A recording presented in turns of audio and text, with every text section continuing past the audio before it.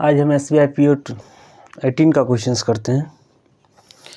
इस एग्जाम में 35 क्वेश्चंस भी आया हुआ था, जो कुछ इजी है, जो हम नहीं करवाएंगे। एक DI जो बहुत इजी है। उसके बाद हम क्वेश्चंस पे चलते हैं, जो अच्छा क्वेश्चंस है उसको हम करवाते हैं। उसके बाद खुद आपको करना पड़ेगा, ठीक है। कुछ डायग्राम है जो हम पिछले क्लास में डिस्कस किए थे। पाई चार्ट पे बेस सेम उसी तरीके से पूछा गया है, उसको हम छोड़ देंगे। और कुछ अच्छा क्वेश्चंस भी है, उसको हम करने की कोशिश करेंगे।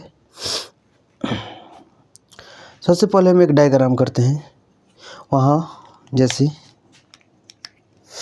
चलो DI करने की कोशिश करते हैं। There are three persons A, B and C. There are three persons A, B and C who each invested in two different schemes S1 and S2. कहा जाता है there are three persons A, B, C, तीन लोग हैं जो सभी invest करता है दो स्कीम में S1 और S2 में, ठीक है। A in invested Rs 80,000 for 2 years in scheme first. A कितना इन्वेस्ट करता है? A 80,000 कितना है? For two year in scheme first में, ठीक है। स्कीम फर्स्ट में 2 and 30,000 for 3 years for 4 years in scheme 2। And क्या करता है ए? 30,000 for 4 years स्कीम 2 में। सेम इसी तरह से be invested Rs 30,000 for 3 years in scheme first. 30,000 for 3 years scheme first and 10% profit 10,000 profit earned by sold car, ठीक है। फिर सेम इसी तरह से C invested 50,000 for 5 years in scheme first. C क्या करता है? 50,000 for 5 year and in scheme first and 10,000 for 3 years in scheme 2। 10,000 for 3 years in scheme 2, ठीक है। आगे बोल रहा है total profit of 10 from scheme first is 2 lakh. Profit S1 equal to 2 lakh, S2 equal to 90,000, ठीक है, 90,000। तब पूछा गया है क्वेश्चंस में what is the ratio of the total profit of 10 by B and profit of 10 by C from scheme first. इसका questions है, ये इतना हम समझ गए, ठीक है। लेकिन इसका क्वेश्चंस को बनाएंगे कैसे? सबसे पहली बात ये है, ठीक है। हम इसको मिटाते हैं और इसको रीअरेंज करते हैं, ठीक है। चलो रीअरेंज करते हैं। कहा गया है ए स्कीम फर्स्ट में, अगर हम स्कीम फर्स्ट में सबको टोटल को हम रेशियो निकाल लें, A B C in S1 equal to ABC in S1 equal to कितना है? ए कितना है? 18,000 गुने 2 ईयर्स, ठीक है। और 2 years in first and second में 30,000 कितना ईयर्स? 3 ईयर्स एंड सी कितना है? सी 50,000 इज टू 5 ईयर्स, ठीक है। और स्कीम 2 में है A B C equal to in S2 equal to कितना है? S2 कितना है? S2 में कितना है? ए ये है 30,000 कितना ईयर के लिए? 4 ईयर्स, ठीक है। और सी कितना है? बी तो 0 है। सी कितना है? सी 10,000 उन्हें 3 ईयर्स के लिए, ठीक है। यहाँ से हम काट कूट कर सकते हैं 4 4 4, ठीक है। ये 16:9:25। सेम इसी तरह से यहाँ से ये गया, ठीक है। 12 = 3, 12 = 3, ठीक है। यहाँ तक हम लिख लिए हैं। अब बोला जा रहा है, क्वेश्चंस देखते हैं क्या बोल रहा है और क्वेश्चंस के अकॉर्डिंग आंसर करेंगे। What is the ratio of total profit obtained by B. Total profit B कितना है, B scheme first, B and profit obtained by C in scheme first. B में टोटल कितना प्रॉफिट करता है, profit इसमें 0। देखो सबसे पहले क्वेश्चंस में फंसाया कहाँ गया है, बी यहाँ पर लिखा गया था 10,000 रुपया सेलिंग प्रॉफिट कमाता है, प्रॉफिट सेलिंग कार, ठीक है, बाय सेलिंग कार, ठीक है, कोई दिक्कत नहीं है।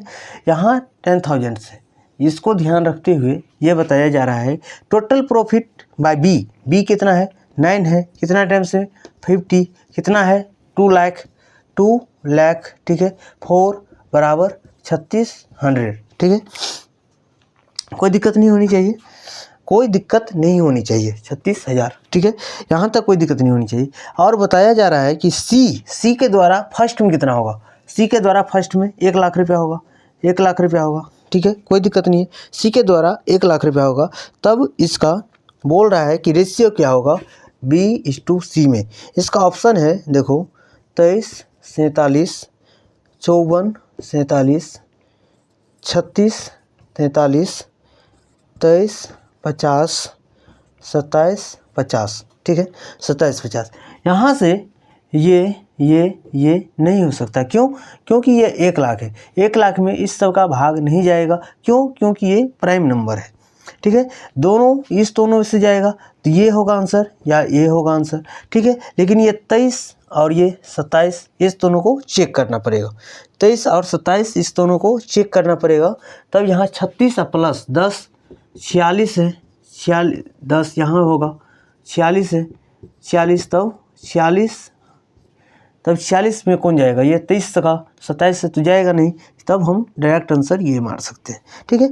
बिना पूरा सॉल्व किए हुए हम यहाँ तक पहुँच सकते थे, अगर हम ऑप्शंस को देखते सबसे पहले तब यहाँ तक हम पहुँच सकते थे। जैसे ही बी का हम वैल्यू निकाले 36 + 46, तो एक ही ऑप्शन से ये था और ये था, ठीक है, ये था और ये था, और ये जब इसको देखने के बाद ये सब कट जाएगा, एक ही ऑप्शन होगा जो ऑप्शन नंबर डी है, ठीक है। अगला क्वेश्चन देखते हैं, ये थोड़ा अच्छा क्वेश्चन है, इसको बनाने की कोशिश करो, ठीक है। चलो देखते हैं। Profit obtained by A from scheme first, obtained कितना है, ये 16 है, ठीक है, 16 3 48 16 चौका 64,000 ए के द्वारा कितना होगा 64,000, ठीक है। A what % of profit obtained by C from 2, C के द्वारा जो प्रॉफिट होगा, सी के द्वारा ये कितना था, ये 12 = 3, ये 15 मतलब 12 दिन 15 6 3 18,000 है, ये 18,000 है, तो ये इसका कितना % होगा इन S2S1, ठीक है। ये कितना % अप्रॉक्स कितना % होगा, ठीक है। ये बोल रहा है कि कितना % होगा, ये 3 0 तो 64,100/18, इसको भाग देना है, कितना से जाएगा 18 3 5 5 फिर 5 या ये 10 तो 5/9 ये %, ठीक है।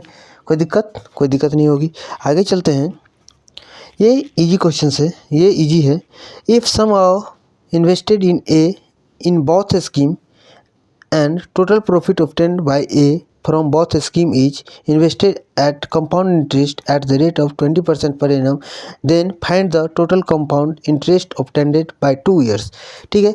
20% पर दिया गया है, 44% का मान निकालना है, ये आपके लिए होमवर्क है। कंपाउंड इंटरेस्ट पर बेस है, ठीक है, कोई दिक्कत नहीं होनी चाहिए यहाँ भी।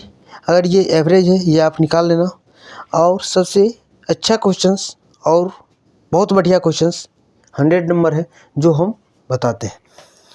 बताया जा रहा है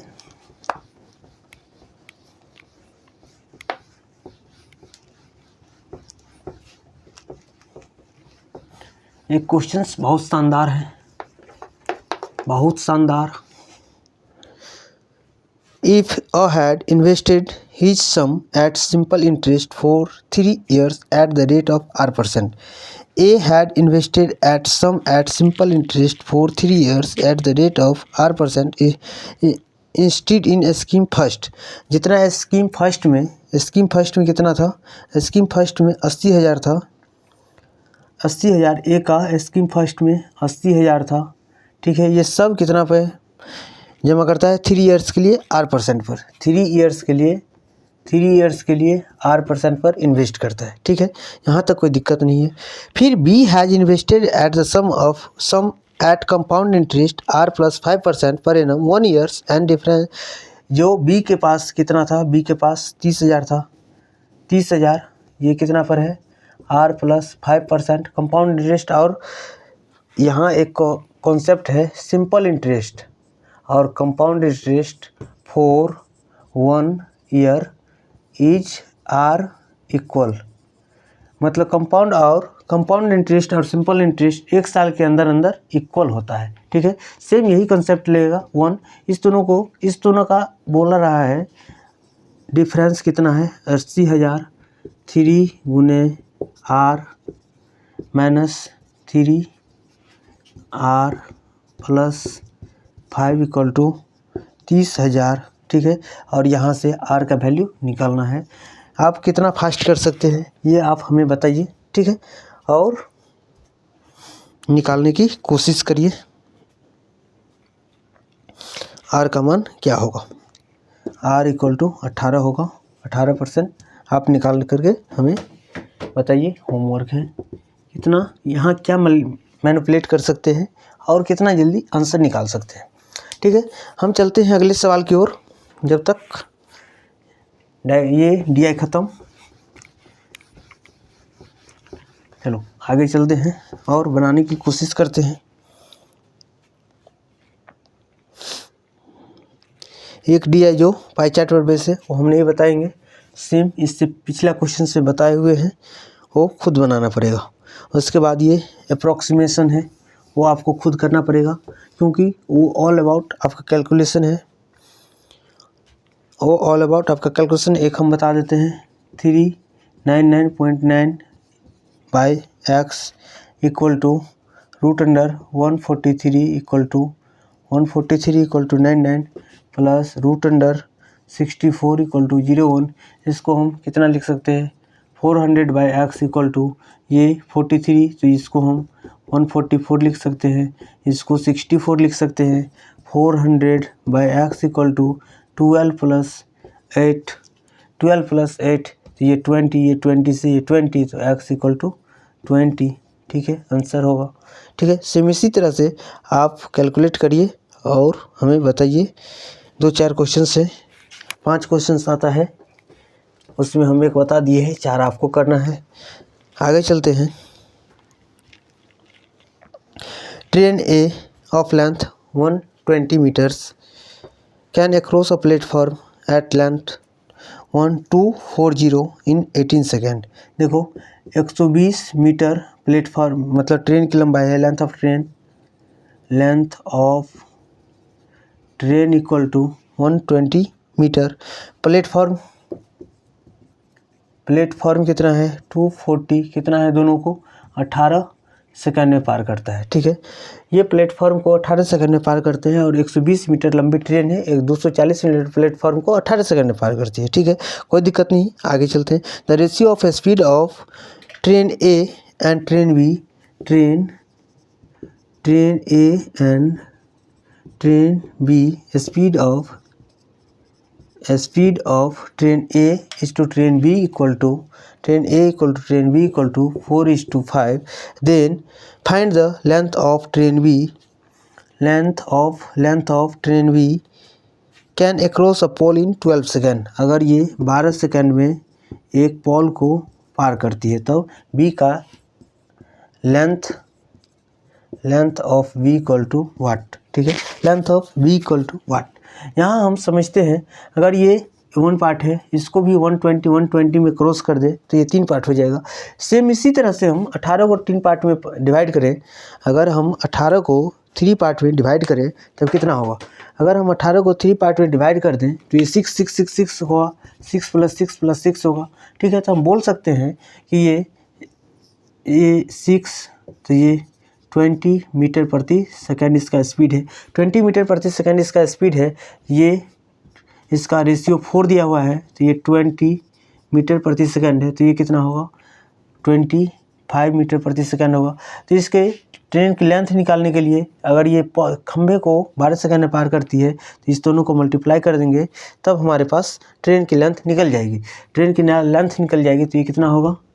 350 मीटर, ठीक है। कोई दिक्कत नहीं होनी चाहिए। आगे चलते हैं, चलो।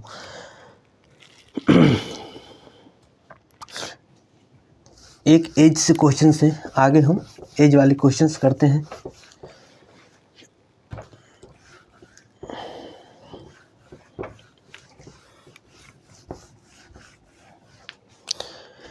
सम of A and B age 6 years ago is 88। अगर 6 years ago है, 6 year ago A plus B equal to 88। अगर हम प्रजेंट की बात करें, A plus B equal to B equal to कितना होगा? 66 होगा, ठीक है। A plus B equal to 66 होगा, ठीक है। फिर बताया जा रहा है ए एज 18 years ago, अगर ए का age 18 years ago equal to B age of 6 years ago, A 18 years ago equal to B के 6 years ago के बराबर है। Find the age of 2 years hence। A का 2 years hence कितना होगा? ठीक है, ए का 2 years hence कितना होगा? ए और B, A minus B equal to 12 समीकरण सेकेंड फर्स्ट, इस दोनों को ऐड कर देंगे तो 2a equal to 88, A equal to 44। 2 years A age पूछ रहा है questions, according to questions A age 2 years hence कितना होगा? 44 - 2 इक्वल टू 42 आंसर, ठीक है। 42 आंसर, कोई दिक्कत नहीं होनी चाहिए। आगे चलते हैं। एक क्वेश्चन दिया गया है, देखो, मतलब इनइक्वालिटीज पर बेस है, जिसमें बोर्ड से पूछा गया है। पहला क्वेश्चन है इनइक्वालिटीज में 5 क्वेश्चंस बहुत अच्छा आया हुआ है। इस बार 18 में बहुत अच्छा क्वेश्चन आया हुआ है, जो कि मतलब पूरी चैप्टर्स पे बेस है। एक बोट से है, उसको हम पहले देखते हैं। एक्स है, देखो, इफ़ अ स्पीड ऑफ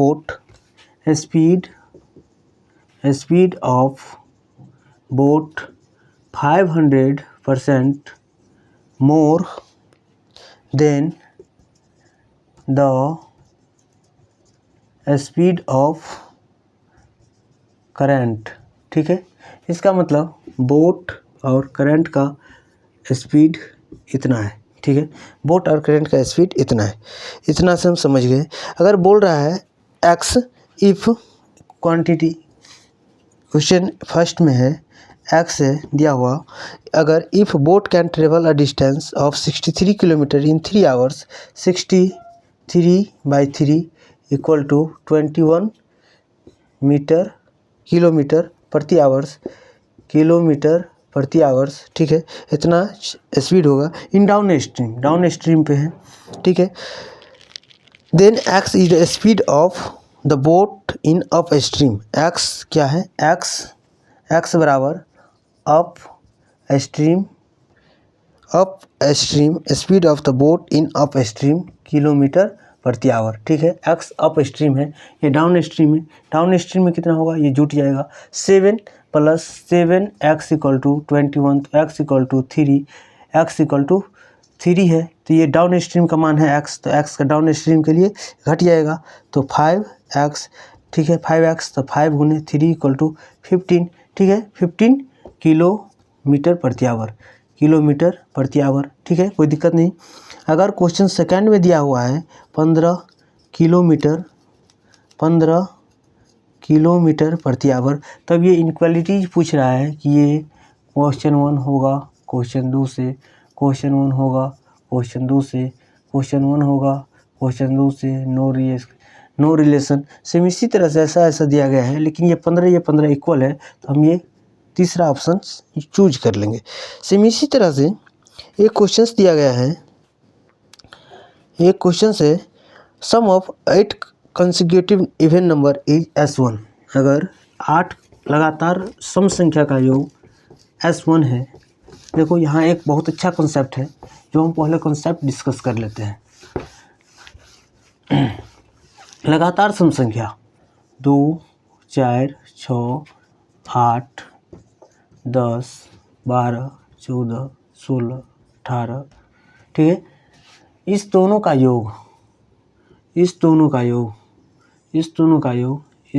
योग हमेशा बराबर होगा,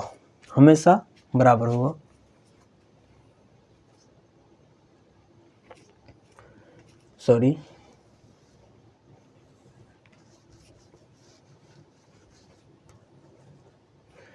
इसका योग हमेशा बराबर होगा।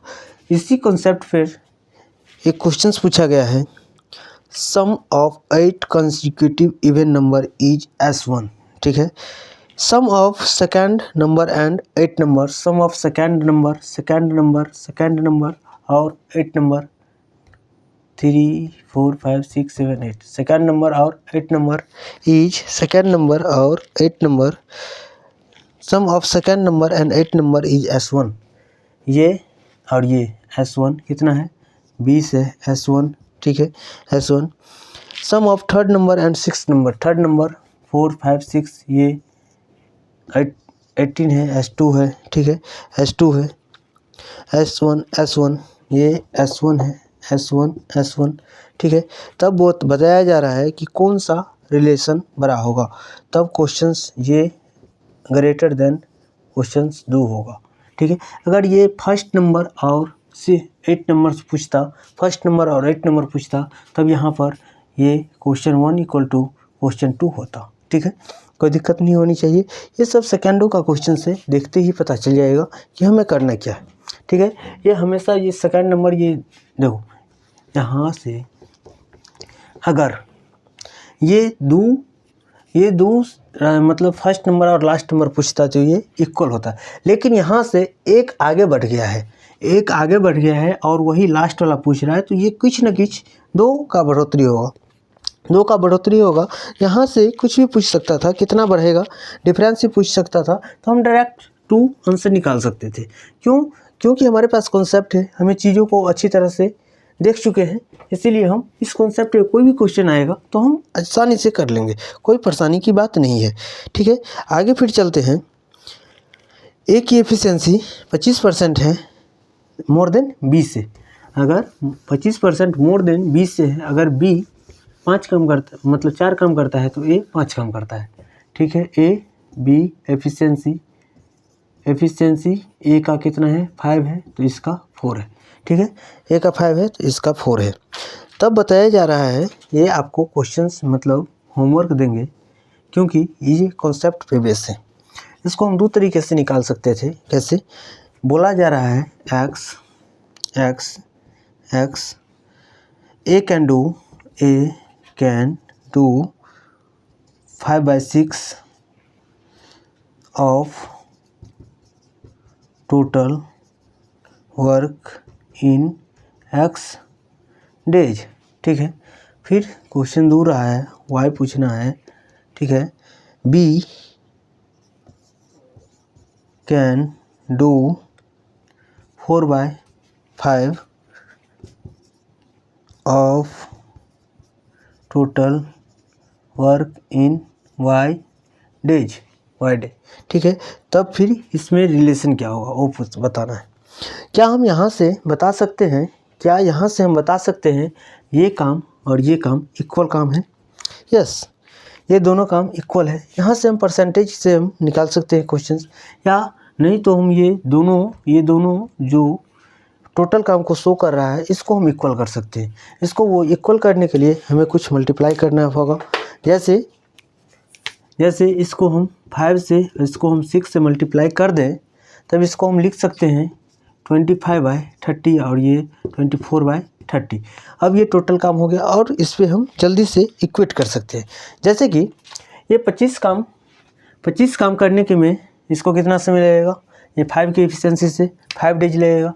यहाँ इसको x बराबर 5 डेज लगेगा। ये 24 काम करने के लिए 4 की एफिशिएंसी से ये 6 डेज लगेगा। ठीक है, 6 डेज लगेगा। तो हम ये बता सकते हैं Q1 greater than less than Q2। ठीक है, इतना हम लिख सकते हैं। लेकिन ये हमें समझ नहीं आया, क्या ये कॉन्सेप्ट पे बेस्ड था या एट रैंडम हम लिख लिए। क्या इसमें कोई कॉन्सेप्ट है? यस, इसमें कॉन्सेप्ट है जो आपको होमवर्क के रूप में है। ठीक है, इसको समझ के आना है और निकालना है। यहाँ हम समाप्त करते हैं क्योंकि इससे आगे आपको मिसिंग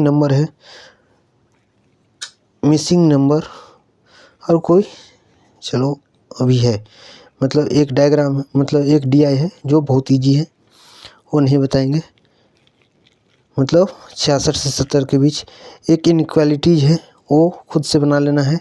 x और y का मान ज्ञात करना है, हम बता ही देते हैं। चलो x एंड y के लिए हम निकाल ही देते हैं। यहाँ देखो क्या है, x square plus x minus 6 equal to 0 और y square plus 7y equal to 12 equal to 0।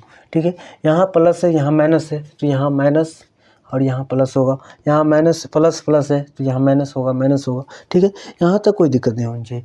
अभी इसको किस तरह से हम तोड़ें, कि 1 हो जाए। ये 3 होगा, ये 3, ये 2, ये इससे 12 है, 12 को साथ में तो 4 और 3। अब हम इससे कंपेयर करेंगे। ये -3 है, -4 है, ये बड़ा होगा। ठीक है, ऑब्वियसली बड़ा होगा। इस दोनों में ये बराबर होगा। ठीक है, कोई दिक्कत नहीं है। फिर यहाँ से ये बड़ा होगा, इससे भी ये बड़ा होगा। तो हम बोल सकते हैं x greater than equal to y। ठीक है, और ये हमारा आंसर हो जाएगा। ठीक है, कोई दिक्कत नहीं होनी चाहिए। यहाँ हम समाप्त करते हैं और 2018 भी समाप्त हो गया है हम लोग का। फिर आगे 17 बचा हुआ है, 17 करेंगे, 16 करेंगे, 15 करेंगे, फिर IBPS PO और फिल्म्स दोनों। तब तक के लिए जय हिंद, मिलते हैं अगले क्लास में। चलो ठीक, कल आओ। चलो ठीक है।